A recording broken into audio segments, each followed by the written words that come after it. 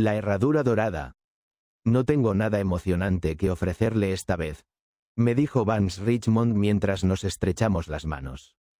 Solo quiero que encuentre a un hombre que ni siquiera es un criminal. En su voz había un dejo de disculpa. Los dos últimos casos que este abogado de cara enjuta y grisácea me había encargado, habían acabado en auténticos escándalos callejeros acompañados de tiroteo, y supongo que pensaba que cualquier trabajo de menor monta me aburriría a muerte. Confieso que hubo un tiempo, cuando tenía unos 20 años y la agencia de detectives Continental acababa de contratarme, en que eso pudo ser cierto. Pero los 15 años que habían transcurrido desde entonces me habían aplacado el gusto por los platos fuertes. El hombre que quiero que encuentre, continuó el abogado mientras nos sentábamos, es un arquitecto inglés llamado Norman Ashcraft. Es un hombre de unos 37 años, de 1,75 m de estatura, buena facha, piel clara, pelo rubio y ojos azules. Hace 4 años era el típico británico de aspecto conservador. Puede que haya cambiado ahora, pues estos últimos años me imagino que deben haber sido bastante duros. El caso es el siguiente. Hace 4 años los Ashcraft vivían juntos en Inglaterra, concretamente en Bristol. Al parecer la señora Ashcraft era muy celosa y por este motivo no dejaba nunca en paz a su marido. Para colmo, él solo contaba con el producto de su trabajo, mientras ella había heredado de sus padres una considerable fortuna. Ashcraft era muy sensible al hecho de estar casado con una mujer rica y, en consecuencia, hacía todo lo posible por demostrar que no dependía del dinero de su esposa y que no se dejaba influenciar por él, actitud bastante absurda, pero que cabía esperarse de un hombre de su temperamento. Una noche ella le acusó de haber prestado demasiada atención a cierta mujer. Discutieron. Ashcraft hizo las maletas y se marchó. A los pocos días su esposa estaba arrepentida. Había caído en la cuenta de que su enojo carecía de fundamento a no ser el de los celos, y trató de encontrarle, pero Ashcraft había desaparecido. Consiguió rastrearle de Bristol a Nueva York y de allí a Detroit, donde había sido detenido y multado por alteración del orden público en una riña entre borrachos. A raíz de aquel incidente desapareció de nuevo y no volvió a aparecer hasta 10 meses más tarde, en Seattle. El abogado revolvió los papeles que tenía sobre el escritorio hasta dar con un informe. El 23 de mayo de 1923 mató de un tiro a un ladrón en el cuarto que ocupaba en un hotel de Seattle.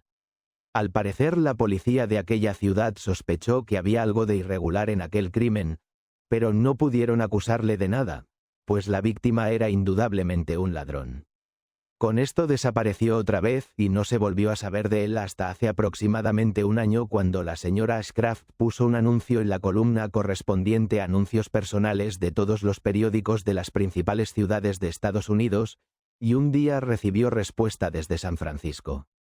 En la carta, redactada en términos muy correctos, su esposo le pedía simplemente que dejara de poner anuncios.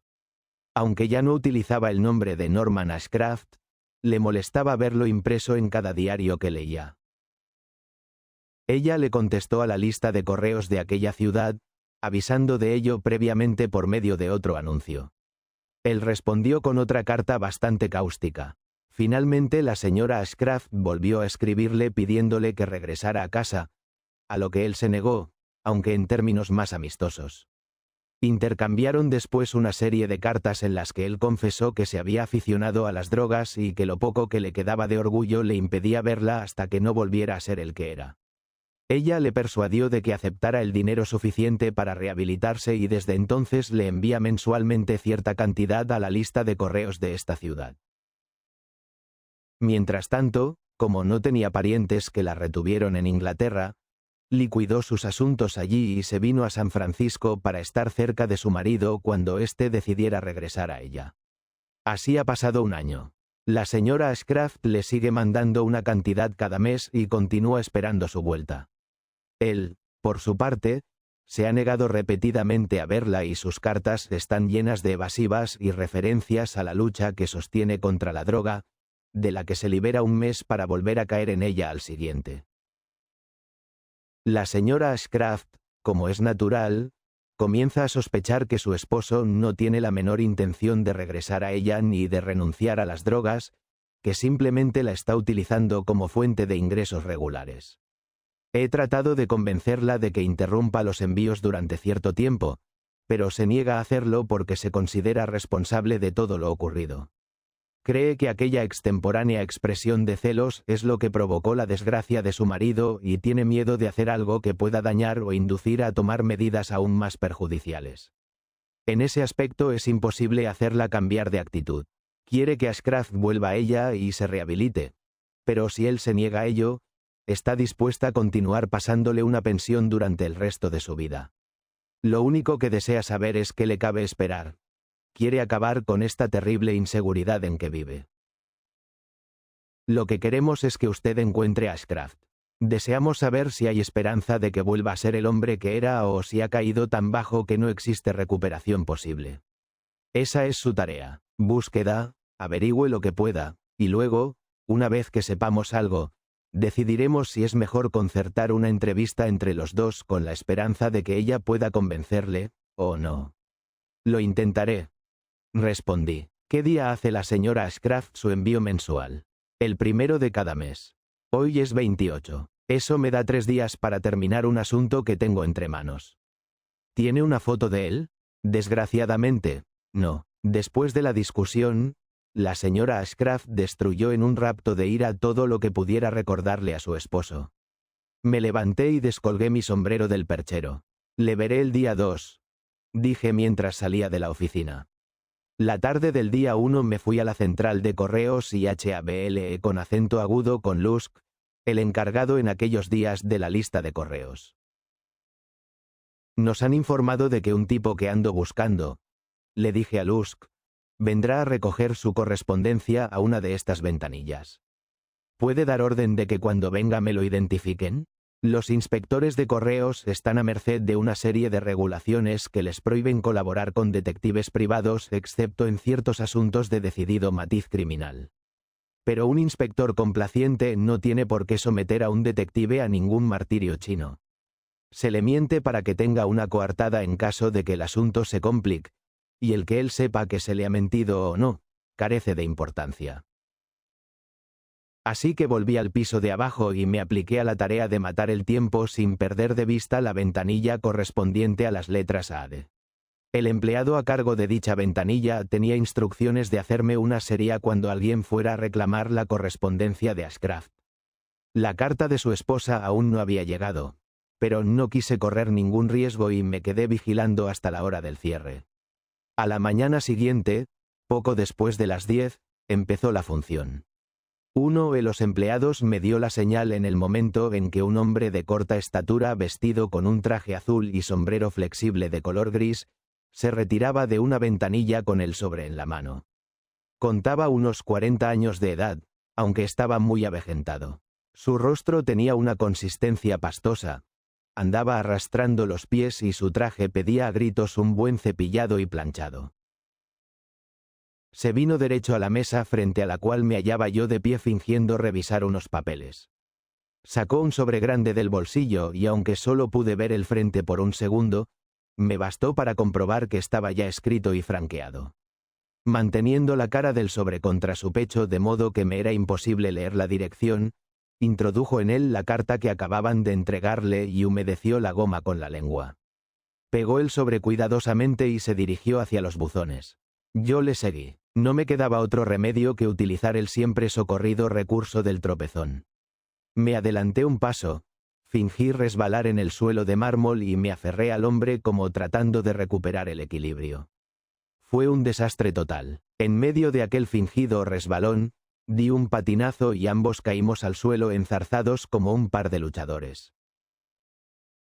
A duras penas logré ponerme en pie, le ayudé a levantarse, murmuré una disculpa y casi tuve que apartarle de un empujón para impedir que recogiera el sobre que yacía boca abajo en el suelo.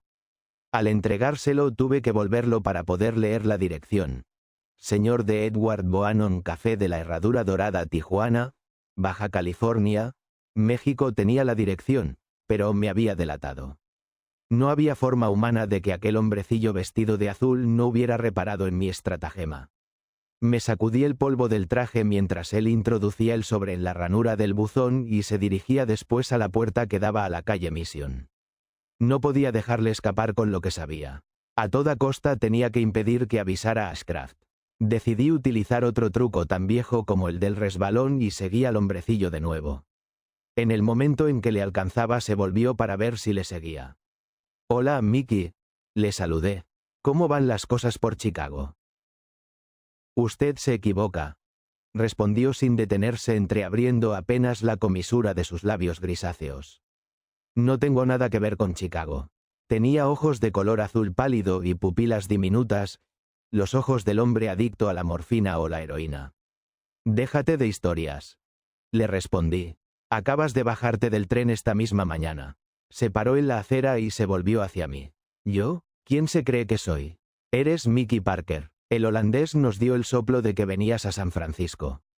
«Está chiflado», dijo mirándome con sorna. «No sé de qué demonios está hablando». La verdad es que yo tampoco lo sabía. Levanté la mano derecha sin sacarla del bolsillo del abrigo. «Como tú quieras», dije con voz amenazadora. De un salto, se apartó de mi abultado bolsillo. «Oiga, amigo», suplicó, «usted se ha equivocado. De verdad se lo digo. No me llamo Mickey Parker y hace un año entero que vivo en San Francisco. Eso tendrás que demostrarlo». «Se lo demostraré», dijo ansiosamente. «Venga a mi casa conmigo y verá. Me llamo Ryan y vivo a la vuelta de la esquina, aquí en la calle Sexta». «¿Ryan?», pregunté. «Sí, John Ryan». Aquello le delató. No creo que haya más de 3 ladrones de solera en el país que no hayan usado el nombre de John Ryan por lo menos una vez. Es el John Smith de Lampa. Aquel John Ryan en particular me condujo a una casa de la calle Sexta donde la patrona, una mujer de armas tomar de unos 50 años de edad con unos brazos tan musculosos y velludos como los de un herrero de aldea, me aseguró que su inquilino había vivido en San Francisco durante varios meses y que recordaba haberle visto al menos una vez al día durante las 2 últimas semanas. De haber ido buscando realmente al mítico Mickey Parker en Chicago, jamás hubiera creído a aquella mujer, pero dada la situación, fingí darme por satisfecho. El asunto iba tomando mejor cariz. Había conseguido confundir a Ryan. Le había convencido de que le había tomado por otro ampón y que no era la carta de Ashcraft lo que me interesaba. Tal como estaban las cosas, podría considerarse relativamente a salvo. Pero dejar un solo cabo suelto es una cosa que me inspira verdadero horror. Ese pájaro era un drogadicto y me había dado un nombre falso, así que... «¿Cómo te vas defendiendo?», le pregunté. «Hace un par de meses que no doy golpes», balbuceó. «Pero pienso abrir una casa de comidas con un compañero la semana que viene». «Vamos a tu habitación», sugerí. «Quiero hablar contigo». La idea no le entusiasmó, pero, aunque a regañadientes, me condujo escaleras arriba. Ocupaba 2 cuartos y una cocina en el tercer piso, 2 habitaciones sucias y de olor nauseabundo. «¿Dónde está Ashcraft?», le espeté. «No sé de qué me habla», balbuceó. «Pues más vale que te vayas enterando», le aconsejé. «Si no quieres pasar una temporadita a la sombra». «No puede acusarme de nada». «¿Cómo que no? ¿Te gustaría que te echaran de 30 a 60 días por vagancia?» «¿Qué vagancia ni qué niño muerto? Llevo $500 encima». Le lancé una sonrisa burlona. «No me vengas con esas, Ryan. Tú sabes que un fajo de billetes no te sirve de nada en California. No tienes trabajo, no puedes justificar ese dinero. Eres que ni hecho de encargo para la sección de vagancia». Daba por sentado que aquel individuo se dedicaba al tráfico de drogas. Sí corría el riesgo de que aquello pudiera salir a la luz cuando le detuvieran. Lo más probable es que estuviera dispuesto a vender a su compinche para salvar su propio pellejo, sobre todo si, tal como yo creía, Ashcraft no había cometido realmente ningún delito serio. «Yo de ti», proseguí mientras él meditaba con la mirada clavada en el suelo. «Sería buen chico y hablaría». «Estás». Súbitamente se inclinó hacia un lado sin levantarse y echó una mano hacia atrás. De una patada le saqué de su asiento. Si no hubiera tropezado con la mesa, le habría tumbado. Aún así, El puñetazo que a renglón seguido le dirigía la mandíbula, le alcanzó en pleno pecho y le hizo caer con la mecedora encima de él. La aparté de un manotazo y le arrebaté el arma, una pistola barata contrachapado del calibre 32. Luego volví a ocupar mi asiento al otro lado de la mesa. Con aquel conato de lucha hubo suficiente. Se puso en pie gimiendo. Se lo diré todo. No quiero líos. Ese tal Ashcraft me contó que estaba sacándole el jugo a su mujer. Me dio $10 para que recogiera cada mes una carta dirigida a él y se la mandara a Tijuana. Le conocí aquí en San Francisco. Hace 6 meses se fue a México y ahora anda liado con una mujer allí. Antes de irse le prometí que le haría el encargo. Sabía que se trataba de dinero porque él lo llamaba su pensión, pero no sabía que fuera nada ilegal. ¿Qué clase de fulano es ese Ashcraft? ¿Qué es lo suyo? No lo sé, puede que sea un estafador, pero se cuida de las apariencias. Es inglés y generalmente usa el nombre de Ed Bohannon. Le da bien a la droga. Yo no la gasto. Es así que no me la tragué. Pero ya sabe usted lo que pasa en ciudades como esta. Uno se roza con gente de todas las calañas. No tengo ni idea qué se trae entre manos. Eso fue todo lo que pude sacarle. No pudo o no quiso decirme dónde había vivido Ashcraft en San Francisco ni con quién se había tratado. Puso el grito en el cielo cuando se enteró de que pensaba entregarle a la sección de vagos y maleantes. Usted dijo que me dejaría en paz si hablaba. Gimoteó. No prometí nada. Además, cuando un fulano trata de largarme un balazo, eso para mí cancela cualquier acuerdo que tuviera con él. Así que, andando, no podía arriesgarme a dejarle en libertad hasta que pudiera localizar a Ashcraft. Cuando me diera la vuelta podía ponerle un telegrama y con eso mi plan se volatiliza. Fue una corazonada lo de encerrar a Ryan. Cuando le tomaron las huellas en la jefatura de policía, resultó ser un tal Fred Rooney, alias Jamocha, traficante de drogas fugado de la prisión federal de Leavenworth con 8 años de condena por delante. ¿Podrá tenerlo a la sombra por lo menos un par de días? Pregunté al director de la prisión municipal. Tengo un asunto pendiente y me vendría muy bien que le tuviera incomunicado durante ese tiempo. Desde luego, prometió el director. Las autoridades federales no le reclamarán hasta dentro de 2 o 3 días. Hasta entonces le tendremos bien guardadito. De la cárcel fui a la oficina de Vance Richmond para comunicarle el resultado de mis averiguaciones. Ashcraft recibe su correspondencia en Tijuana donde vive. Utiliza el nombre de Ed Bohannon y parece que está ligado con una mujer allí. Acabo de poner a la sombra a uno de sus amigos, un prófugo que se encargaba de enviarle el correo. El abogado descolgó el auricular. Marcó un número. ¿Está la señora Ashcraft? Soy el señor Richmond. No le hemos encontrado aún, pero creemos que sabemos dónde está. Sí, dentro de unos 15 minutos. Colgó el teléfono y se levantó. Nos acercaremos a casa de la señora Ashcraft y hablaremos con ella. Un cuarto de hora después bajábamos del coche de Richmond en la calle Jackson, casi esquina a la calle Gough, frente a una casa de piedra blanca de 3 pisos ante la cual se extendía un pequeño jardín de césped cuidadosamente cortado rodeado por una verja de hierro. La señora Ashcraft nos recibió en una salita del segundo piso.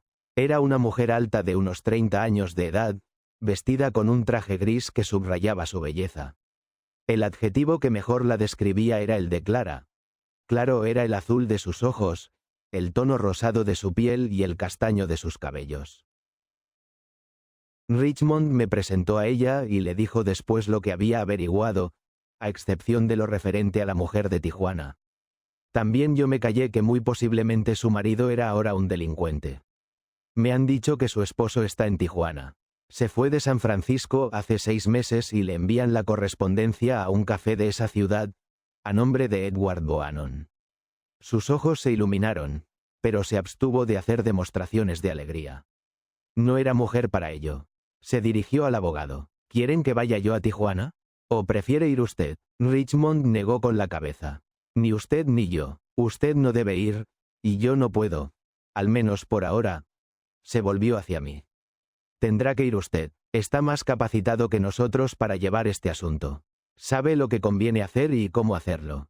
La señora Ashcraft no quiere forzar a su esposo a nada. pero tampoco quiere dejar de hacer nada que pueda ayudarle.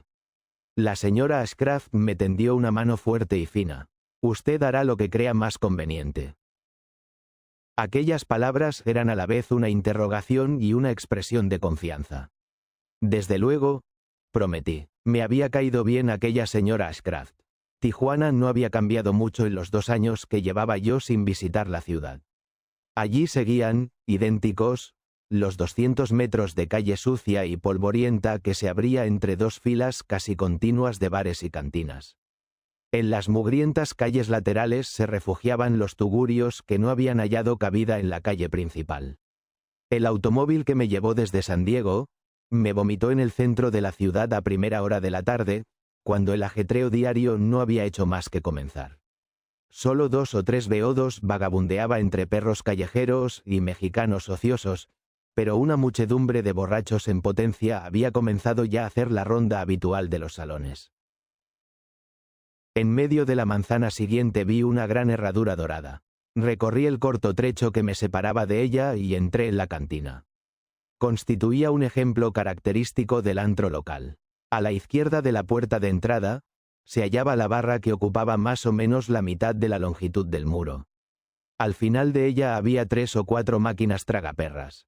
Frente a la barra, junto a la pared de la derecha, una pista de baile se extendía desde el frente del local hasta una plataforma donde una orquesta de músicos grasientos se disponía a comenzar su tarea. Tras la orquesta había una fila de pequeños cubículos con una mesa y 2 bancos en cada uno de ellos. A causa de lo temprano de la hora, el local estaba medio vacío. Mi aparición atrajo la atención del camarero. Era un irlandés fornido de tez arrugada y pelo rojizo que le caía en 2 rizos sobre la cara ocultando la poca frente que tenía. «Quiero ver a Ed Bohannon», le dije confidencialmente. Volvió hacia mí unos ojos sin expresión. «No conozco a ningún Ed Bohannon». Cogí un lápiz, garrapateé en un papel trincaron a jamocha y se lo alargué. «Si alguien que dice ser Ed Bohannon pide este papel, ¿se lo dará usted?» «No veo por qué no». «Muy bien», le dije. «Me quedaré un rato por aquí». Me dirigí al otro extremo del salón y me senté a la mesa de uno de los apartados. Antes de que pudiera siquiera acomodarme en mi asiento, se instaló junto a mí una chica larguirucha que no sé qué extraña operación se habría hecho en el pelo, pero lo tenía de color púrpura. «¿Me invitas a una copa?», me preguntó. La mueca que esbozó probablemente pretendía ser una sonrisa. Fuera lo que fuera, me geló la sangre en las venas y ante la posibilidad de que la repitiera, decidí rendirme. «Sí», respondí, y pedí una botella de cerveza al camarero que se había apostado, expectante, a mis espaldas. La mujer del pelo color púrpura había liquidado su vaso de whisky y abría ya la boca para sugerirle que pidiera lo siguiente. Las prostitutas de Tijuana no se andan por las ramas, cuando sonó una voz a mi espalda. «Cora, Frank te anda buscando». Cora frunció el ceño y comenzó a buscar con la mirada por encima de mi hombro. Luego esbozó otra vez aquella mueca siniestra, y dijo, «Está bien, Keupai. ¿Quieres ocuparte tú de mi amigo?». Y se fue. Keupai se sentó junto a mí. Era una chica llenita y de corta estatura, como mucho de 18 años de edad. Parecía una niña. El cabello moreno le caía en bucles sobre un rostro redondo de muchacho travieso. Sus ojos eran risueños y atrevidos. La invité a una copa y me pidió otra cerveza. «¿En qué piensas?», pregunté. «En beber», me dirigió una sonrisa burlona. Una sonrisa tan infantil como la limpia mirada de sus ojos castaños. «En trincarme todo lo que tengan. Y aparte de eso, sabía que aquel relevo no había sucedido porque sí. Me han dicho que andas buscando a un amigo mío. ¿Quiénes son tus amigos? Por ejemplo, Ed Bohannon. ¿Conoces a Ed? No, aún no. Pero, ¿le estás buscando? Sí. ¿De qué se trata? Quizá yo pueda avisarle». «Déjalo», dije echándome un farol. «Ese Ed le da demasiada importancia. Él se lo pierde. Te invito a otro trago y me largo». La muchacha reaccionó. «Espera un minuto. Veré si puedo encontrarle». «¿Cómo te llamas?». «Digamos que me llamó Parker. Es un nombre tan bueno como otro cualquiera». Ese era el que había dado a Ryan y el que primero me vino a la mente. «Espera aquí», me dijo mientras se dirigía a la puerta trasera del local. Creo que sé dónde está. 10 minutos más tarde, un hombre entró por la puerta delantera del establecimiento y se acercó a mi mesa. Era un inglés rubio, algo menor de 40 años, con todo el aspecto del hombre respetable que se ha dado a las drogas. No había llegado aún a lo más bajo, pero se hallaba en camino, como indicaba la opacidad de sus ojos azules, las bolsas bajo sus ojos, los surcos en torno a la boca, los labios entreabiertos y el tono grisáceo de su piel. Su aspecto era aún agradable gracias a lo que quedaba de su antigua prestancia. Se sentó frente a mí. ¿Me buscaba? ¿Es usted Ed Bohannon? Asintió. Pescaron a Jamocha hace un par de días. Le dije. Y debe estar ya de vuelta en la prisión de Kansas. Logró enviar recado desde la cárcel para que le avisara a usted. Sabía que pensaba venir a Tijuana. Frunció el ceño sin levantar la vista de la mesa. Luego me lanzó una mirada penetrante. ¿Le dijo algo más? No me dijo nada. Me mandó un recado con un individuo. Yo ni le vi. ¿Va a quedarse en Tijuana mucho tiempo? 2 o 3 días. Respondí. Tengo aquí un asunto pendiente. Sonrió y me tendió la mano. Gracias por el aviso, Parker. Si viene conmigo, le daré algo decente de beber. Eso sí que no tenía nada que objetar. Salimos de la Herradura Dorada y por una de las bocacalles llegamos a una casa de adobe que se levantaba allá donde la ciudad moría en el desierto. Me dejó en un cuarto que daba a la calle no sin antes señalar una silla, y desapareció en la habitación contigua. ¿Qué le apetece?, me preguntó desde allí. Whisky de centeno, ginebra y whisky escocés. El último gana. Le respondí interrumpiendo la enumeración. Trajo una botella de Black and White, un sifón y unos vasos, y nos sentamos a beber. Bebimos y hablamos y bebimos y ambos pretendemos estar mucho más borrachos de lo que estábamos, aunque a decir verdad no pasó mucho tiempo antes de que los dos estuviéramos como cubas. Aquello se convirtió pura y simplemente en un concurso de resistencia al alcohol. Él trató de hacerme beber hasta reducir a pulpa, una pulpa que soltara fácilmente todos sus secretos, y confieso que mi intención era exactamente la misma. Pero ninguno de los dos logró hacer muchos progresos. ¿Sabes?, me dijo en un determinado momento de la tarde. He sido un completo idiota. Tengo la mujer más encantadora del mundo y estoy empeñada en que vuelva a ella. Y sin embargo, aquí me tienes, dándole a la botella y a la droga mientras podría ser alguien. Soy arquitecto, ¿te enteras? Y de los buenos. Pero caí en la rutina, me mezclé con toda esta gentuza y es como si no pudiera salir de todo esto. Pero lo conseguiré, eso te lo digo yo. Volveré con mi mujercita, la mujer más buena del mundo. Acabaré con la droga y con todo. Mírame bien, ¿tengo pinta de drogado? Claro que no, como que ya me estoy curando. Vas a verlo, te lo demostraré. Voy a echar una pitada y luego verás cómo puedo dejarlo. A duras penas se levantó de su asiento, fue al cuarto de al lado, y volvió dando tumbos trayendo una pipa de opio de ébano y plata en una bandeja también de plata. La depositó sobre la mesa y me tendió la pipa.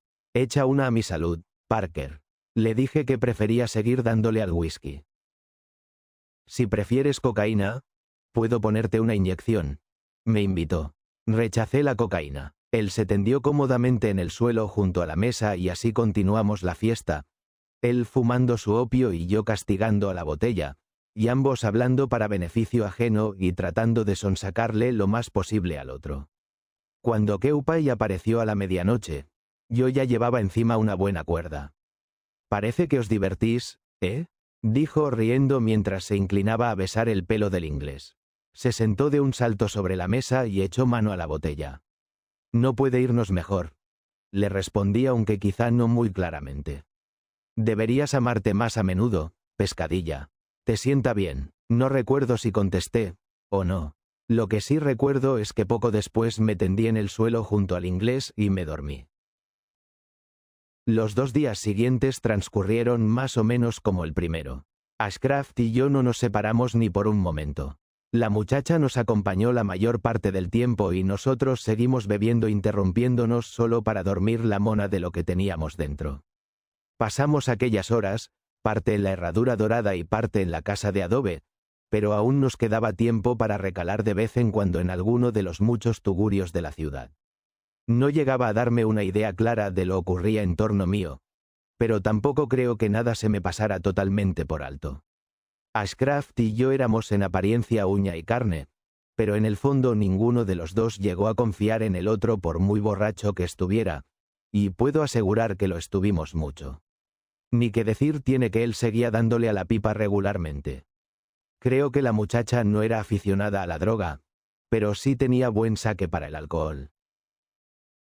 Al cabo de 3 días de orgía ininterrumpida me encontré en el tren camino de San Francisco con una resaca monumental encima y haciendo una lista de lo que sabía y lo que sospechaba acerca de Norman Ashcraft. La lista decía así: 1. Ashcraft sospechaba o sabía que yo había ido a verle a causa de su mujer. El modo en que me había tratado no dejaba lugar a dudas. 2. Al parecer había decidido regresar junto a su esposa, aunque no había garantías de que llegara a hacerlo. 3. Su afición a las drogas no era incurable. 4. La posibilidad de que bajo la influencia de su mujer pudiera rehabilitarse era remota. Físicamente no era caso perdido, pero sí había probado la vida de Lampa y no parecía que le hiciera muchos ascos.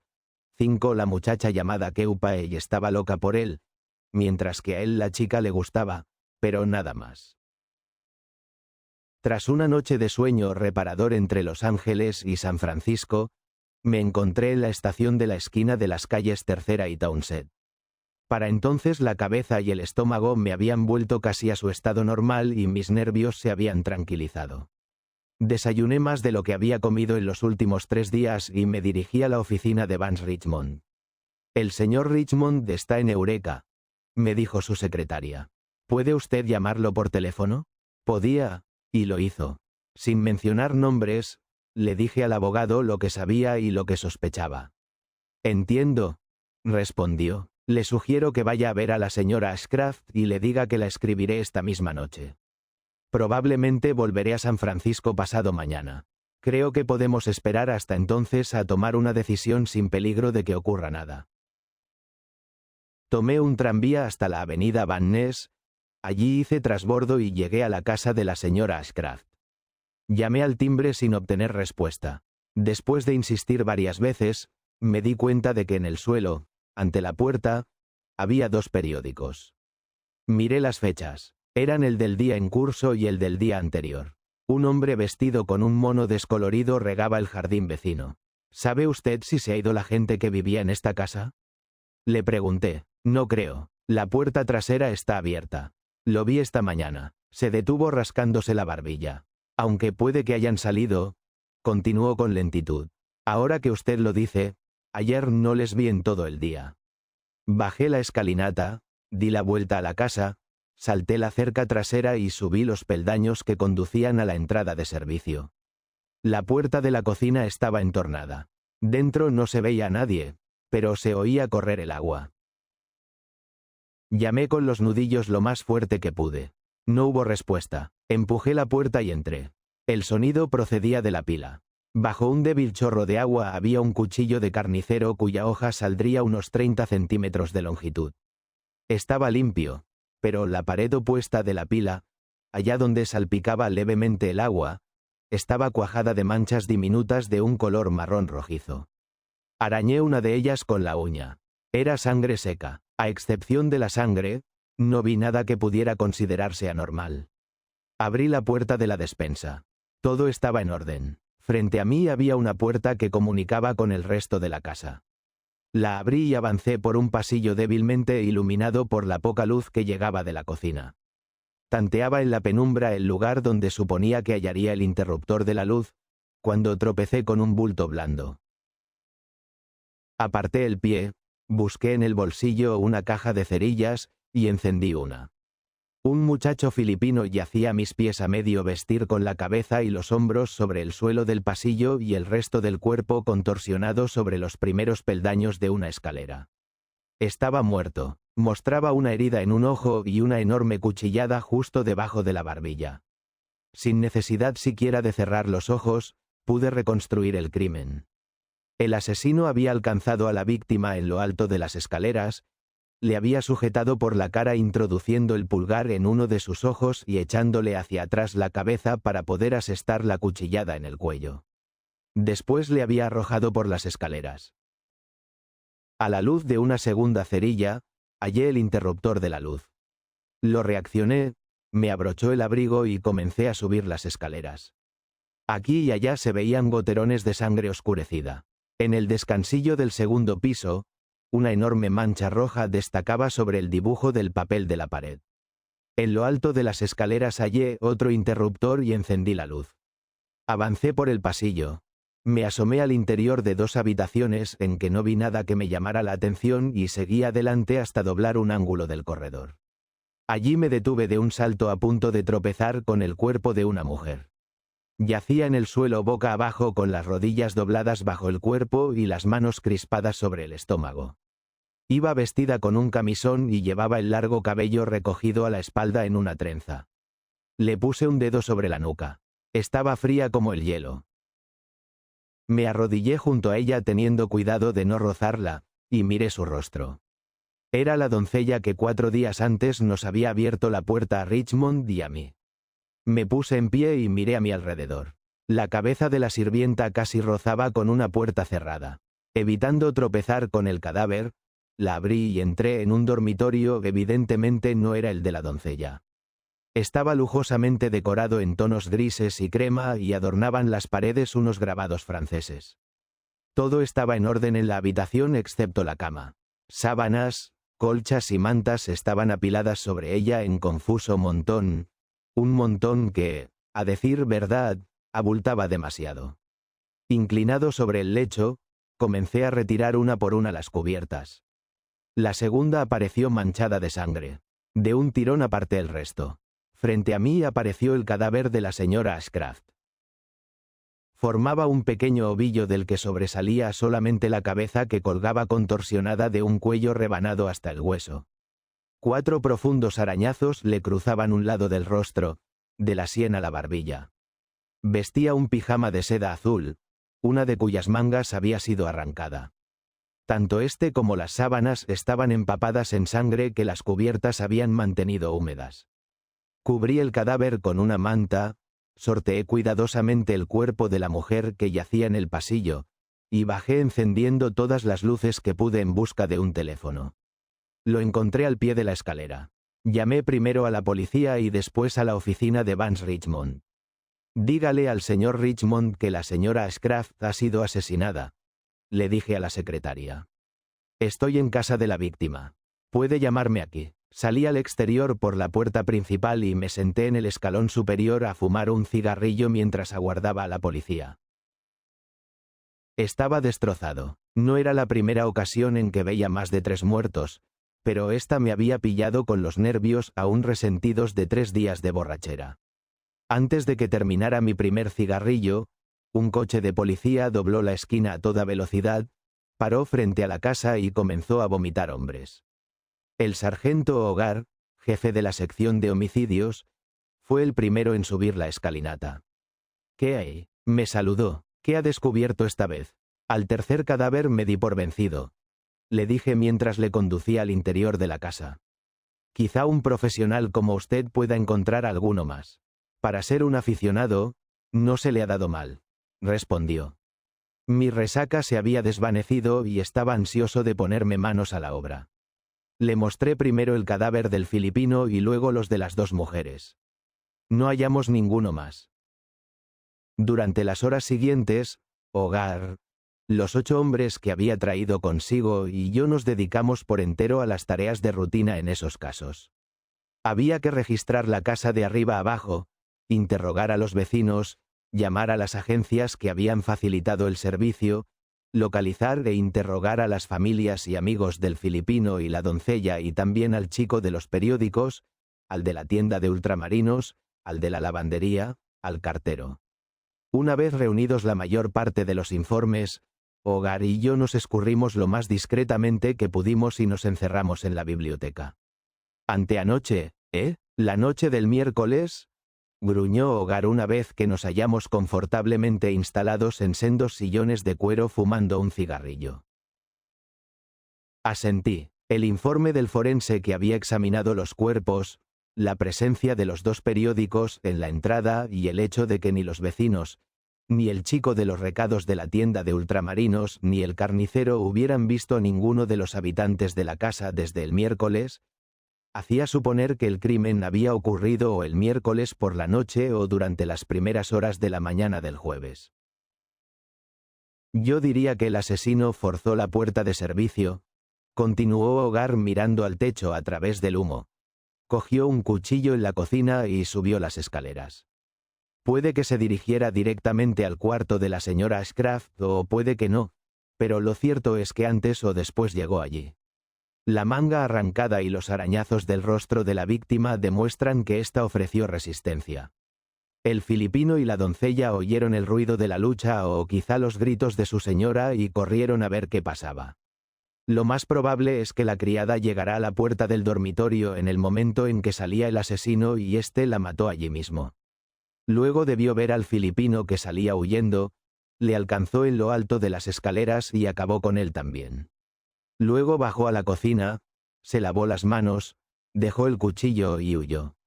Hasta aquí estoy de acuerdo, concedió, pero veo que ha pasado por alto la cuestión de quién es el asesino y por qué hizo lo que hizo. No me agobie, gruñó. Ahora llegaba a eso. Al parecer tenemos tres posibilidades a elegir. El asesino tuvo que ser o un maníaco que simplemente mató por darse el gusto, o un ladrón que perdió totalmente la cabeza al verse descubierto, o alguien que tenía un motivo para liquidar a la señora Ashcraft y que se vio obligado a matar a los sirvientes que le sorprendieron. Mi opinión es que fue alguien que tenía una razón para acabar con la víctima. No está mal. Aplaudí. Ahora escuche bien esto. El marido de la señora Ashcraft vive en Tijuana. Es un hombre ligeramente adicto a las drogas y anda mezclado con todo tipo de indeseables. Ella estaba tratando de convencerle de que regresara a casa. Lo que no sabía es que su esposo andaba liado allí con una muchacha que bebe los vientos por él y es una actriz estupenda, lo que se dice una chica de cuidado. Él estaba pensando en dejarla y volver al lado de su esposa. ¿Y bien?, dijo Hogar lentamente.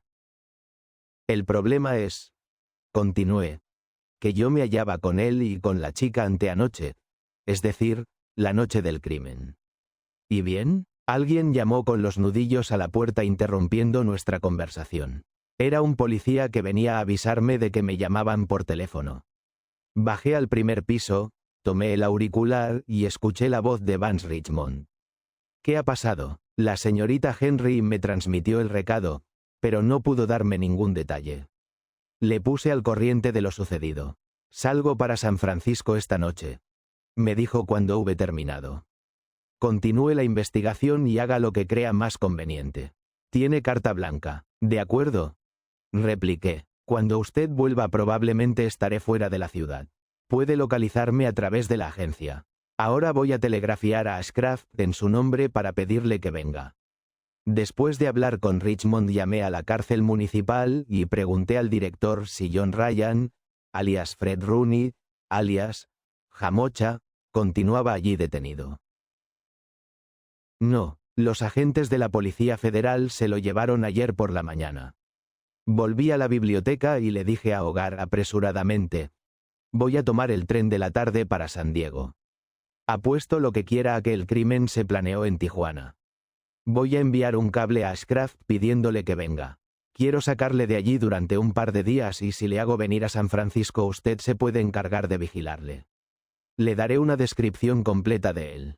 Espérese a la salida de la oficina de Vance Richmond. La media hora siguiente la dediqué a enviar apresuradamente 3 telegramas.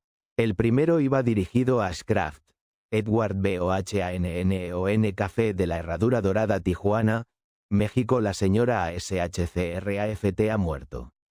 ¿Puede venir inmediatamente? Vance Richmond.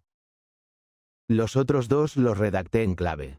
En uno pedía a la sucursal de Kansas City de la agencia Continental que enviara un agente a Leavenworth para interrogar a Jamocha.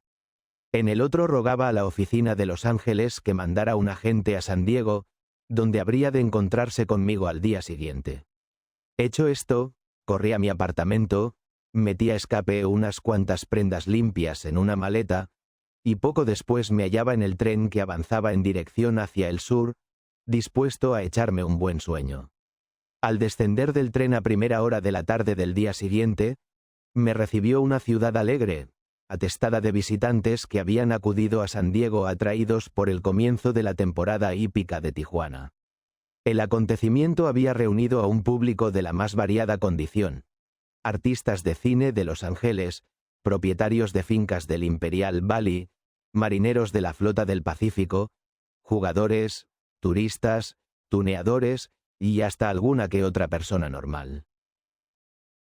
Comí, me registré en un hotel donde dejé la maleta y me dirigí al Hotel Grand donde debía encontrarme con el agente enviado por la oficina de Los Ángeles. Lo encontré en el vestíbulo. Era un hombre joven, de cara pecosa y unos 22 años de edad. Tenía los ojos, de un gris brillante, clavados en un programa de las carreras de caballos que sostenía en la mano derecha, uno de cuyos dedos llevaba con un esparadrapo. Pasé junto a él, me detuve a comprar un paquete de cigarrillos y, mientras lo hacía, corregí una imaginaria inclinación del ala del sombrero. Luego salí a la calle. El dedo vendado y mi gesto constituían la contraseña. Admito que son trucos inventados antes de la Guerra Civil, pero como aún siguen dando resultado, su antigüedad no constituye razón suficiente para descartarlos. Avancé por la calle Cuarta en dirección opuesta a Broadway, la arteria principal de San Diego, y al poco rato, el detective me alcanzó. Se llamaba Gorman. En pocos momentos le informé de lo que debía hacer. Tiene que ir a Tijuana y montar guardia en el Café de la Herradura Dorada. Allí verá a una chica llenita encargada de hacer beber a los clientes. Es de corta estatura, cabellos rizados, ojos castaños, cara redonda, boca grande de labios rojos y hombros anchos. No puede pasársela por alto. Tiene unos 18 años de edad y se llama Keupay. A ella es a quien tiene que vigilar. No se le acerque ni trate de ganarse su confianza. Cuando lleve usted allí una hora aproximadamente, entraré a hablar con ella. Quiero saber qué hace cuando me vaya y en los días siguientes. Le di el nombre de mi hotel y el número de la habitación que ocupaba. Venga a informarse cada noche, pero en público no dé nunca pruebas de conocerme. Terminada la conversación, nos separamos. Yo me dirigí a la plaza y permanecí sentado en un banco durante una hora. Luego me acerqué a la esquina y entabló una lucha a brazo partido por un asiento en la diligencia que partía para Tijuana.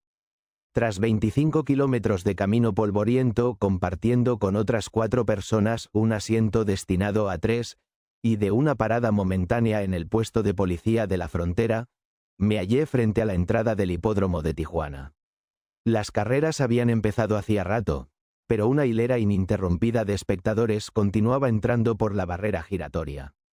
Me dirigí a la fila de coches de caballos que esperaba ante el Monte Carlo, el gran casino de madera, me encaramé a uno de ellos, y di orden al cochero de que me llevara al barrio viejo. El barrio viejo estaba desierto. La población en bloque se hallaba en el hipódromo viendo a los caballos hacer sus monadas. Cuando entré en la Herradura Dorada vi asomar el rostro pecoso de Gorman tras un vaso de mezcal. Ojalá que tuviera una constitución fuerte. La necesitaba si pensaba aguantar la guardia a base de una dieta de cactus destilado. El recibimiento que me hicieron los habitantes de la Herradura no tuvo que envidiar al que haría una ciudad de provincias a su equipo de fútbol después de un triunfo en campo enemigo. Hasta el barman de los ricitos engomados me dirigió una sonrisa amistosa.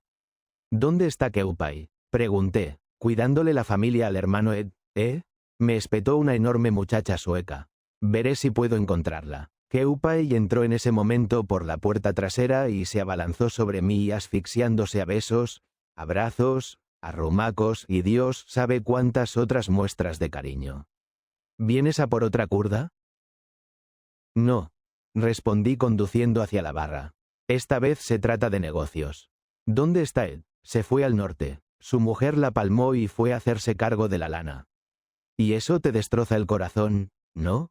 ¿Cómo te lo diría? No sabes qué triste me tiene que papito se embolse ese montón de pasta.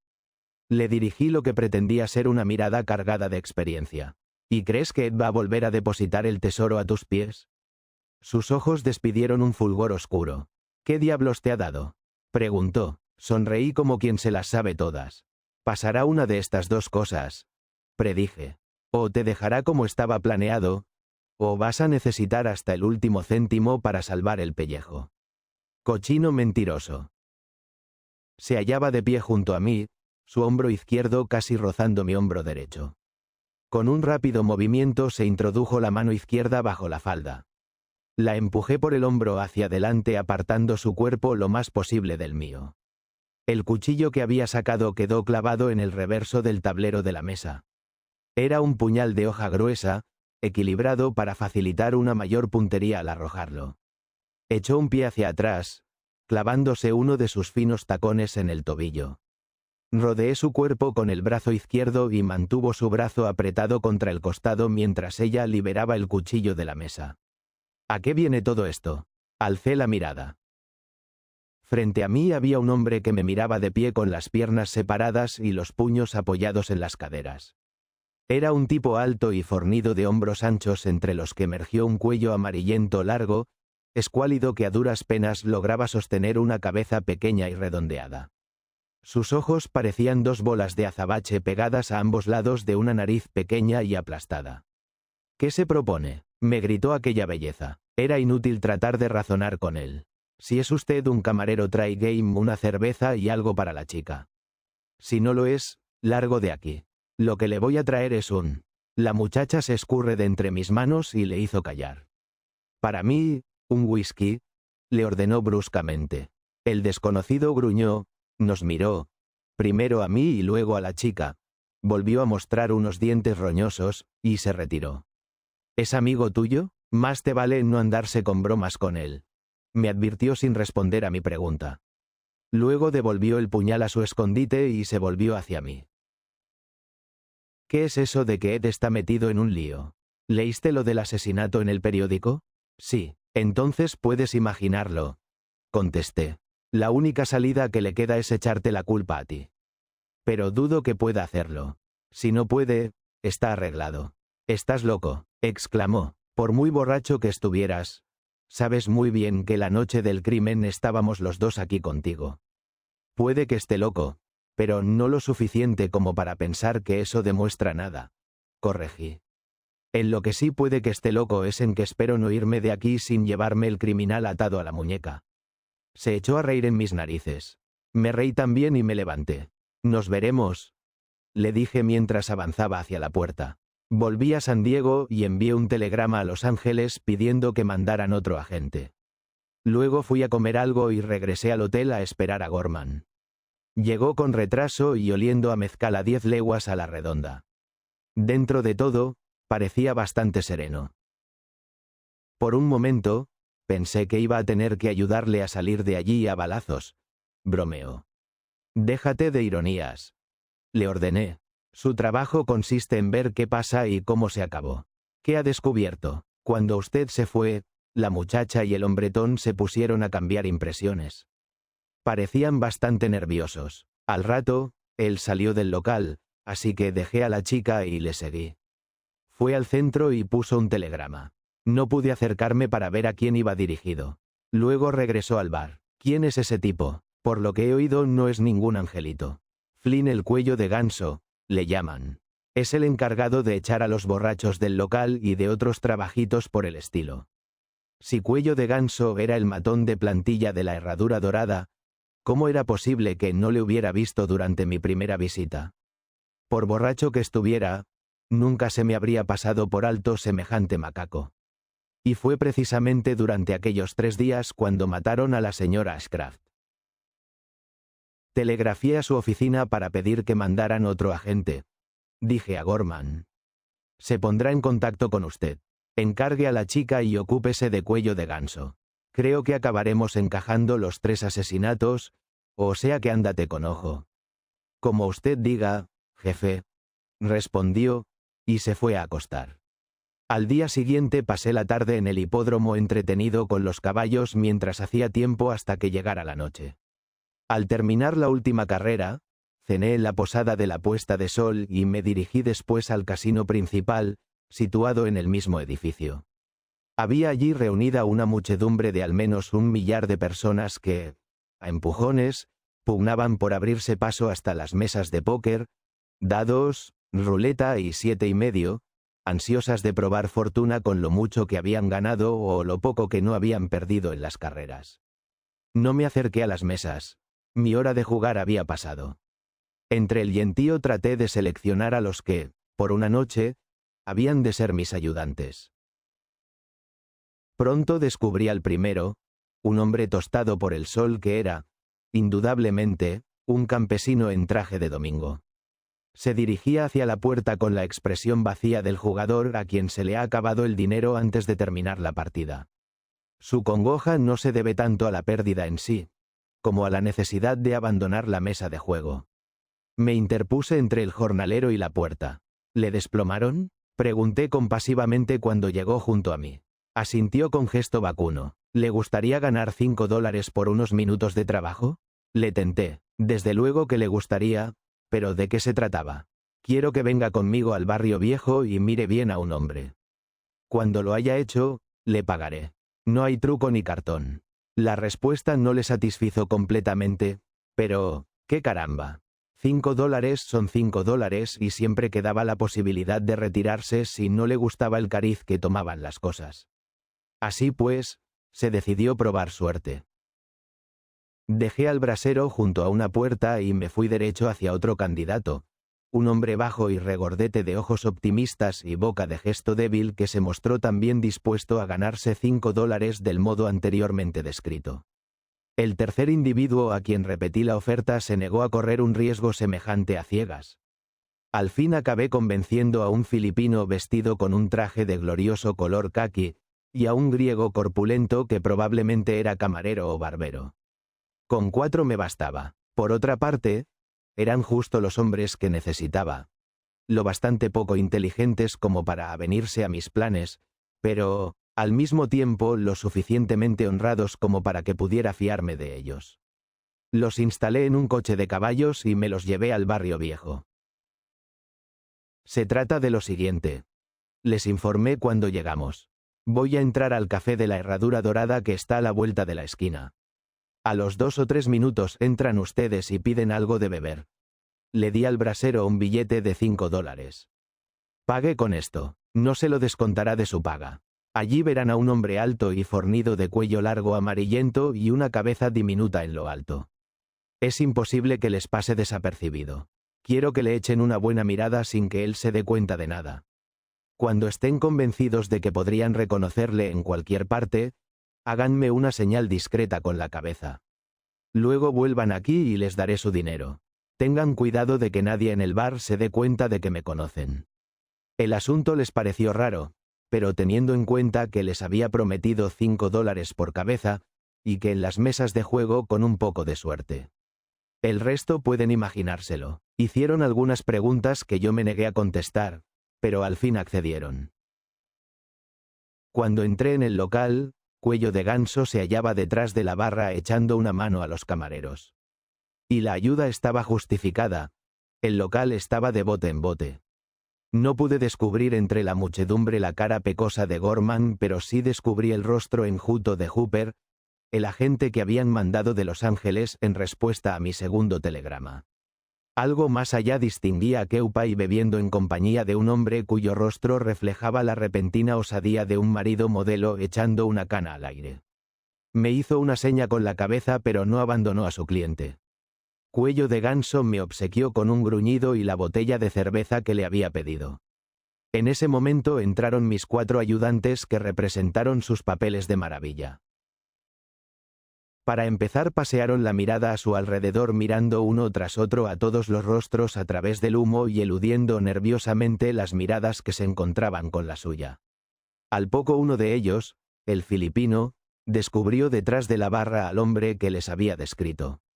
La emoción que le produjo el hallazgo le hizo dar un salto de medio metro. Para acabarlo de arreglar, en el momento en que se dio cuenta de que Cuello de Ganso le observaba, le volvió la espalda con gesto inquieto. En aquel momento, los otros 3 descubrieron su presa y le lanzaron una serie de ojeadas tan conspicuamente furtivas como un bigote postizo. Cuello de Ganso le respondió con una mirada aplastante. El filipino se volvió hacia mí, asintió con la cabeza hasta casi romperse la barbilla contra el pecho, y se dirigió hacia la puerta. Los tres restantes apuraron sus copas y trataron de interceptar mi mirada. Yo, entretanto, leía un cartel que había colgado en la pared detrás de la barra. En este local solo se sirve AUTNTIC o whisky americano e inglés del de antes de la guerra. Traté de contar cuántas mentiras encerraban aquellas palabras. Había encontrado ya 4, y perspectivas de varias más, cuando uno de mis compinches, el griego, se aclaró discretamente la garganta con el estruendo de un motor de explosión.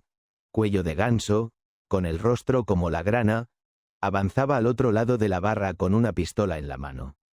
Miré a mis ayudantes. Sus gestos de asentimiento no habrían resultado tan terribles si no hubieran ocurrido todos a la vez, pero ninguno quiso arriesgarse a que yo apartara la mirada antes de que pudieran informarme de su hallazgo.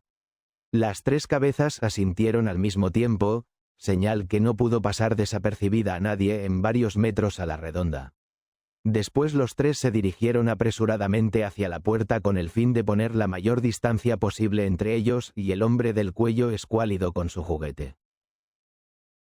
Vacié mi vaso de cerveza, salí a la calle y dobló la esquina.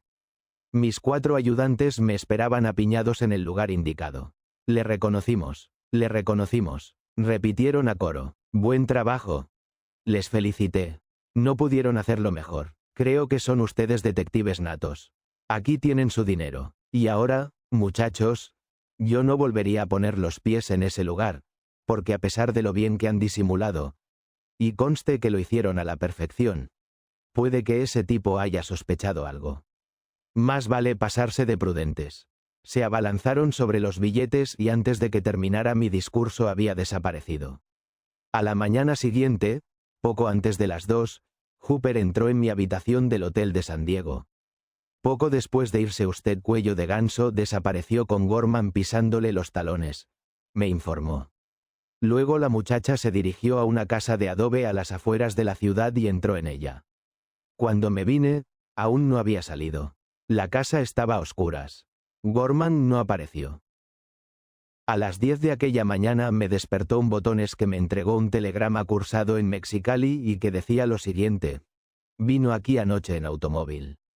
Se aloja con unos amigos. Puso 2 telegramas. Gorman, las cosas tomaban buen cariz. El tipo del cuello largo había caído en la trampa. Había tomado a mis 4 jugadores frustrados por testigos y sus gestos de asentimiento por muestras de reconocimiento. Cuello de Ganso era el asesino y por eso huía.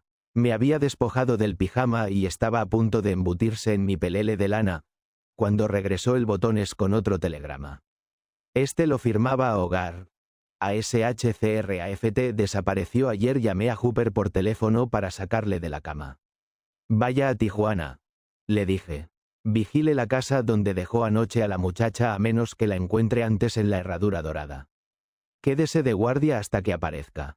Cuando la vea, síguela hasta que se encuentre con un hombre rubio y fornido con aspecto de inglés y entonces sígame. Tiene algo menos de 40 años, es alto, de ojos azules y pelo rubio. Que no se le escape porque en este momento es el que más nos interesa. Yo voy para allá. Si mientras yo estoy con el inglés la chica nos deja, síguela a ella. Si no, vigílame a él. Me vestí, desayuné a toda prisa y tomé la diligencia de Tijuana. A la altura de Palm City nos adelantó un automóvil deportivo marrón a tal velocidad que la diligencia, que llevaba una buena marcha, de pronto pareció que estaba parada. Al volante iba Ashcraft. Cuando volví a ver el deportivo marrón, estaba estacionado ante la casa de adobe. Un poco más allá Hooper se hacía pasar por borracho mientras hablaba con 2 indios vestidos con el uniforme del ejército mexicano. Llamé con los nudillos a la puerta de la casa. La voz de Keupai respondió. ¿Quién es? Soy yo, Parker. Me han dicho que acaba de volver. Oh, exclamó. Y después de una pausa, entra. Abrí la puerta y entré. El inglés se hallaba sentado en una silla con el codo derecho apoyado en la mesa y la mano correspondiente metida en el bolsillo de la chaqueta. Si esa mano empuñaba una pistola, era indudable que apuntaba hacia mí. ¿Qué hay? Me dijo. Me han dicho que han dado haciendo conjeturas acerca de mí. Llámelo como quiera. Acerqué una silla a medio metro aproximadamente de donde se hallaba, y me senté. Pero no nos engañemos. Usted hizo que Cuello de Ganso liquidará a su mujer para poder heredar. Su error consistió en elegir a semejante estúpido para hacer la faena salir a escape solo porque 4 testigos le identificaron. Y una vez puesto a huir, irse a parar en Mexicali. Vaya sitio que ha ido a elegir. Supongo que estaba tan aterrado que esas 5 o 6 horas por las montañas le hicieron un viaje al fin del mundo. Continué hablando. Usted no es ningún idiota, Ed, y yo tampoco. Quiero llevárselo al norte con las esposas puestas, pero no tengo prisa. Si no puede ser hoy, estoy dispuesto a esperar a mañana.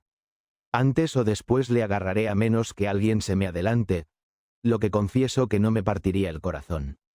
Entre el chaleco y el estómago llevo una pistola. Si le dice a Keupay que me la quite, estoy dispuesto a decirle lo que pienso. Él asintió lentamente con la cabeza sin quitarme la vista de encima.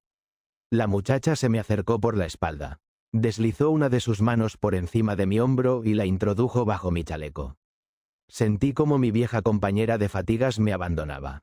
Antes de apartarme de mí, Keupay apoyó el filo de su cuchillo en mi nuca durante un instante, por si acaso se me olvidaba. Muy bien. Continué una vez que el inglés se había metido mi pistola en el bolsillo con la mano izquierda. Voy a hacerle una proposición. Usted y Keupay cruzan la frontera conmigo para evitar problemas con los documentos de extradición y yo los pongo a la sombra. Lucharemos en los tribunales. No estoy absolutamente seguro de poder convencer al jurado. Si fracaso, serán libres. Si lo logro, les colgarán. ¿Qué sentido tiene escapar? ¿Quiere pasarse el resto de su vida huyendo de la policía? Solo para que al final le cojan o le liquiden tratando de huir. Admito que quizás salve el pellejo, pero ¿qué me dice del dinero que dejó su mujer? Ese dinero es lo que le interesa, lo que le indujo a cometer el crimen. Entreguis y quizá pueda disfrutarlo. Huya, y despídase de él para siempre. Mi propósito era persuadir a Ed y a la chica de que huyera. Si les llevaba a la cárcel, la posibilidad de que lograra demostrar su culpabilidad era bastante remota.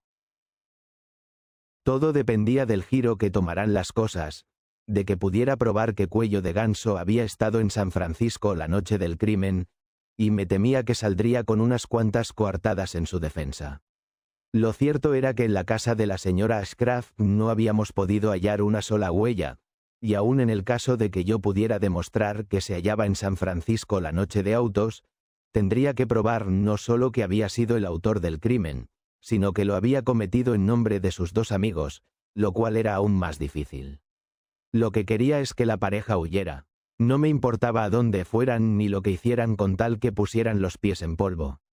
Aprovecharme de su huida era cosa que encomendaba a mi suerte y a mi inteligencia. El inglés meditaba. Mis palabras le habían hecho mella, especialmente lo que había dicho acerca de Cuello de Ganso. Está usted completamente loco, pero... Nunca llegué a saber cómo pensaba terminar la frase, ni si yo había ganado o perdido la partida. La puerta se abrió de golpe y Cuello de Ganso irrumpió en la habitación. Entró cubierto de polvo y con el cuello amarillento estirado hacia adelante. Sus ojos de azabache se posaron en mí. Sin moverse de donde estaba hizo un rápido giro de muñecas. En cada mano apareció un revólver. Las manos sobre la mesa. Ed, exclamó. Sí, como yo pensaba, Ed empuñaba una pistola con la mano que se ocultaba bajo la mesa. En este momento no le servía de nada.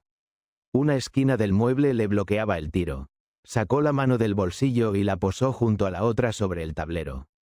«Y tú no te muevas», gritó Cuello de Ganso a la muchacha. Luego me miró durante cerca de 1 minuto. Cuando al fin habló, lo hizo dirigiéndose a Ed y a Keupay. «¿Para esto me telegrafiasteis que viniera, eh? Una trampa, el chivo de expiación. Eso es lo que os habéis creído. Primero me vais a oír y luego saldré de aquí aunque tenga que tumbar a tiros al ejército mexicano entero. Yo maté a tu mujer, y a sus criados también. Y lo hice por $1000. En aquel momento la muchacha dio un paso hacia él gritando: «Cállate, maldita sea». Tú eres la que tiene que callarse. Aulló Cuello de Ganso mientras se aprestaba a disparar. Yo soy el que habla aquí. La maté por. Keupai se inclinó hacia adelante. Su mano izquierda desapareció como un rayo bajo la falda y un segundo después la levantó en el aire. Vacía. La bala del revólver de Cuello de Ganso iluminó una hoja de acero que atravesaba el aire. La muchacha retrocedió despedida en giros por el impacto de las balas que le traspasaba el pecho. Al fin dio con la espalda contra la pared y cayó boca abajo en el suelo. Cuello de Ganso dejó de disparar y trató de articular un sonido. De su garganta amarillenta sobresalía la empuñadura oscura del cuchillo de Keupai. Las palabras quedaron trabadas en la hoja. Dejó caer un revólver y trató de extraer el arma. Apenas iniciado el gesto, la mano cayó inerte. Cuello de Ganso se desplomó de rodillas, lentamente. Apoyó las palmas contra el suelo, rodó sobre un costado y quedó inmóvil. Me abalancé sobre el inglés. El revólver de Cuello de Ganso había caído entre mis pies y me hizo resbalar. Con una mano rocé la chaqueta de Ashcraft que se hizo a un lado con un movimiento rápido al tiempo que sacaba sus pistolas. Me miraba con expresión dura y fría. Tenía los labios tan fuertemente apretados que apenas se adivinaba la ranura de su boca. Retrocedió lentamente mientras yo permanecía inmóvil en el lugar donde había tropezado. No dijo una sola palabra. Antes de salir tuvo un momento de duda. De pronto la puerta se abrió y se cerró. Ashcraft había desaparecido. Recogí el arma responsable de mi caída, corrí junto a Cuello de Ganso, le arrebaté el otro revólver y me lancé a la calle. El descapotable marrón levantaba una nube de polvo a través del desierto. A 10 metros de distancia vi estacionado un coche de alquiler negro cubierto de polvo. Salté a su interior, lo hice revivir y salí a toda velocidad en persecución de la nube. El automóvil se hallaba en mucho mejor estado del que permitía adivinar su aspecto, lo que me hizo sospechar que se trataba de uno de los vehículos que se utilizaban para cruzar ilegalmente la frontera. Lo traté con cariño, sin forzarlo. Durante cierta distancia, la nube de polvo y yo mantuvimos nuestras respectivas posiciones, pero al cabo de media hora comencé a ganar terreno. El piso había empeorado. En algún momento la carretera había dejado de ser asfaltada para convertirse en camino de tierra. Aceleré un poco a pesar de los terribles bandazos que me costaba la nueva velocidad. Por un pelo evité darme contra una roca un encontronazo que me habría costado la vida, y miré adelante. El automóvil marrón había abandonado la carrera y estaba ante mí, detenido. El conductor había desaparecido. Continué. Detrás del deportivo un arma disparó. 3 veces. Solo un tirador consumado habría podido acercarme por el modo en que me agitaba sobre el asiento, como una bola de mercurio sobre la palma de un poseído. Ashcraft volvió a disparar desde su escondite y luego salió corriendo en dirección a un barranco de paredes abruptas y unos 3 metros de profundidad que se abría a nuestra izquierda. Se detuvo un instante para hacer un nuevo disparo y luego, de un salto, se ocultó a mi vista. Hice girar el volante, pisé con fuerza el pedal del freno y obligué al automóvil a patinar hacia el lugar donde Ashcraft había desaparecido. El borde del barranco se desmoronaba bajo las ruedas del vehículo. Solté el pedal del freno y salí dando tumbos. El auto se precipitó al fondo del barranco. De bruces sobre la arena y empujando, uno en cada mano, los revólveres de Cuello de Ganso, me asomé sobre el borde del barranco. En aquel momento, el inglés, a gatas sobre el suelo, huía a toda prisa de la trayectoria del automóvil que se despeñaba rugiendo.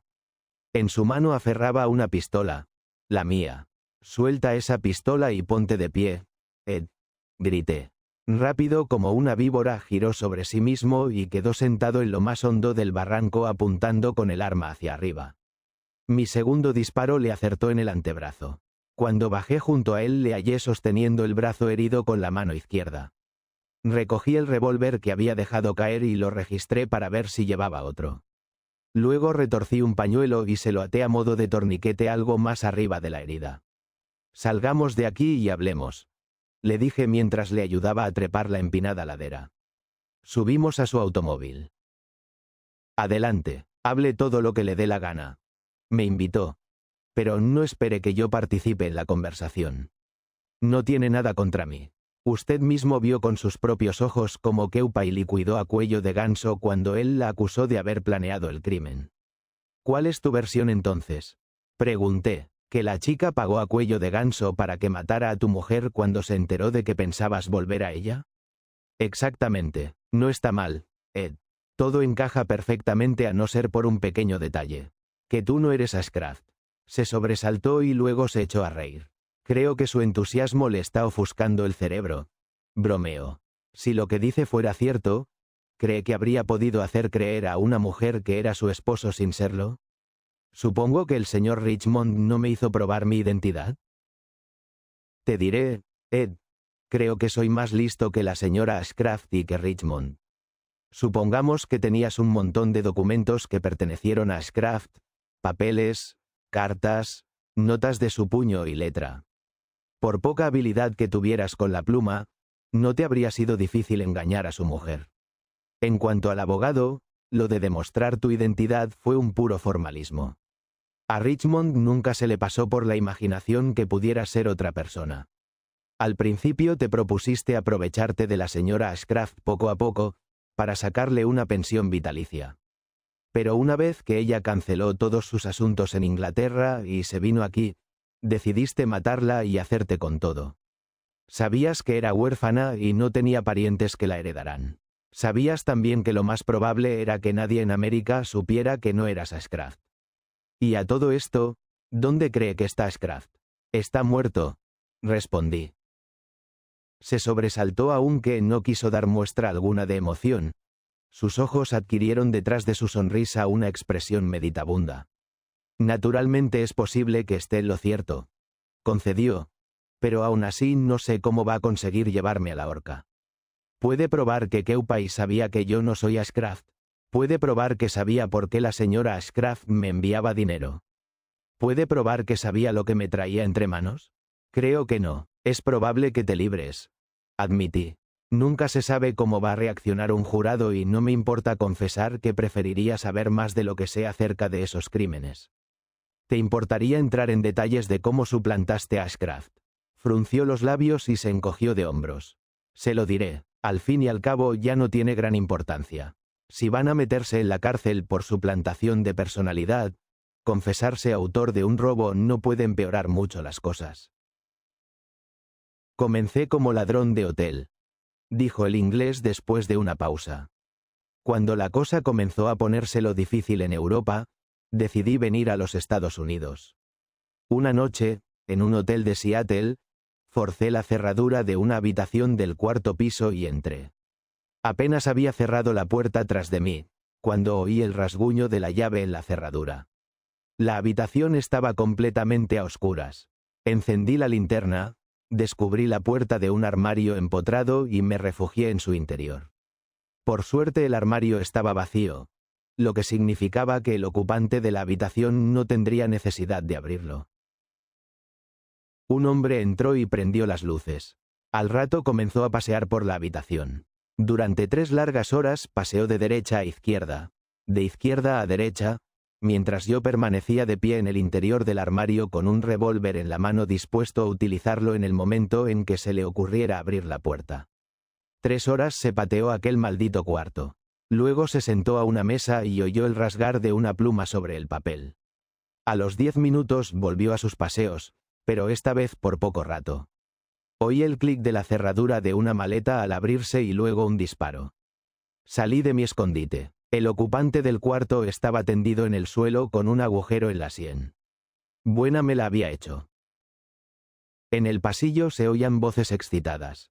Saltando sobre el cadáver me acerqué a la mesa y leí la carta que había estado escribiendo. Iba dirigida a una tal señora Ashcraft a un número de la calle Wine de Bristol, en Inglaterra. La abrí. En ella le comunicaba que iba a suicidarse y firmaba, Norman. Se me quitó un gran peso de encima. Al menos ya nadie pensaría que le había asesinado. Aún así me hallaba en una habitación ajena cargado de linternas y de llaves maestras. Por no mencionar un revólver y un puñado de joyas que me había apropiado en el piso inferior. En aquel momento alguien llamó con los nudillos a la puerta. «Llamen a la policía», grité sin abrir para ganar tiempo. Luego me volví hacia el hombre que me había metido en aquel lío. Habría adivinado que era inglés sin necesidad de leer la dirección de la carta. Hay miles como él y como yo en Inglaterra, rubios, fornidos y relativamente altos. Hice lo único que podía hacer en aquellas circunstancias. Su sombrero y su abrigo seguían sobre la silla donde los había arrojado. Me los puse y deposité mi sombrero junto a su cuerpo. Me arrodillé a su lado y cambié el contenido de sus bolsillos por lo que llevaba en los míos. Sustituí también su revólver y abrí la puerta. Esperaba que los primeros que entraran no le conocieran ni siquiera de vista, y aun en el caso contrario, no pudieran reconocerle inmediatamente. Esto me daría unos cuantos segundos para organizar mi desaparición. Pero cuando abrí la puerta me di cuenta de que las cosas no iban a salir como yo había imaginado. Allí estaban el detective del hotel y un policía. Me vi perdido, pero aún así representé mi papel. Les dije que al entrar en mi habitación había hallado a aquel tipo registrando mis maletas. Habíamos luchado y en medio de la pelea había disparado un tiro. Los minutos pasaron tan lentos que parecían horas y nadie me denunciaba.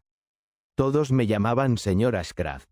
Mi intento de suplantación había resultado un éxito. Al principio el hecho me asombró, pero cuando averigüé más detalles sobre Ashcraft caí en la cuenta de lo que había sucedido. Había llegado al hotel aquella misma tarde y todos le habían visto con el abrigo y el sombrero que llevaba puestos. Por otro lado, ambos respondemos al tipo de inglés de cabello rubio. Más tarde me llevé una nueva sorpresa. Cuando la policía examinó sus ropas, hallaron que había arrancado todas las etiquetas. La razón la supe más tarde cuando leí su diario. Durante algún tiempo había estado debatiéndose en la duda, alternando entre la decisión de suicidarse y la de cambiar su nombre y comenzar una vida totalmente nueva. Mientras contemplaba esta segunda posibilidad había arrancado todas las etiquetas de sus trajes. Pero yo no sabía nada de eso mientras me hallaba allí de pie, en medio de toda aquella gente. Lo único que sabía es que estaba ocurriendo un milagro. Al principio tuve que actuar con mucha cautela, pero después, una vez que revisé a fondo sus maletas, llegué a conocer al muerto como si fuera mi hermano. Conservaba una tonelada de papeles y documentos y, para colmo, un diario en que había escrito todo lo que había hecho y todo lo que pensaba hacer en su vida. Pasé la primera noche estudiando todos aquellos papeles, aprendiendo datos de memoria y practicando su firma. Entre las cosas que llevaba en el bolsillo había $1.500 en cheques de viajero y quería cambiarlos lo antes posible. Permanecí en Seattle 3 días haciéndome pasar por Norman Ashcraft. Había dado con un filón de oro y no iba a tirarlo por la ventana. La carta que escribió a su mujer podía librarme de la horca si algún día se descubre el pastel y, por otra parte, era más seguro quedarse y hacer frente a la situación que tratar de escapar. Cuando las cosas se calmaron, hice las maletas y me vine a San Francisco, donde volví a adoptar mi verdadero nombre, Ed Bohannon. Pero conservé todo lo que había pertenecido a Ashcraft porque había descubierto que su mujer tenía dinero y pensaba que si sabía ingeniárselas parte de él podría pasar a mis manos. La señora Ashcraft no pudo hacérmelo más fácil. Un día vi uno de los anuncios que puso en el Examiner. Respondí, y aquí me tiene. ¿No hiciste matar a la señora Ashcraft? Negó con la cabeza. Saqué un paquete de tabaco del bolsillo y coloqué 2 cigarrillos sobre el asiento, entre los dos. Vamos a jugar a un juego. Quiero darme el gusto de saber una cosa. No comprometer a nadie ni te acusarán de nada. Si hiciste lo que los dos estamos pensando, coge el cigarrillo que está de mi lado. Si no lo hiciste, coge el que está del tuyo. ¿Quieres jugar? No, no quiero. Respondió enérgicamente. No me gusta su juego. Pero sí le acepto el cigarrillo. Extendió el brazo sano y eligió el cigarrillo que estaba de mi lado. Gracias, Ed, le dije. Ahora lamento decirte esto, pero voy a hacer que te cuelguen. Está usted loco. No me refiero al crimen de San Francisco, Ed, expliqué. Me refiero al de Seattle. Un ratero de hotel en el cuarto de un hombre que acaba de morir de un balazo en la cabeza. ¿Qué crees que va a pensar el jurado, Ed? Comenzó a reír y poco a poco su risa se fue transformando en una mueca amarga. Claro que lo hiciste, le dije. Cuando empezaste a madurar el plan para hacerte con la fortuna de la señora Ashcraft haciendo que otra persona la matara, lo primero que hiciste fue destruir la nota de despedida de su marido. Por muy cuidadosamente que la guardarás, siempre cabía la posibilidad de que alguien la encontrara y pusiera fin a tu juego. Había cumplido su propósito y ya no la necesitabas más. Conservarla habría sido una locura. No puedo hacer que te cuelguen por los crímenes que maquillaste en San Francisco, pero sí conseguiré que te juzguen por el que no cometiste en Seattle. De un modo o de otro, se hará justicia. Vas a Seattle, Ed, a que te ahorquen por el suicidio de Ashcraft. Y así fue. Fin de la historia. Si te gustó, dale like, suscríbete y cuéntanos en los comentarios qué parte fue tu favorita. Nos vemos en la próxima aventura.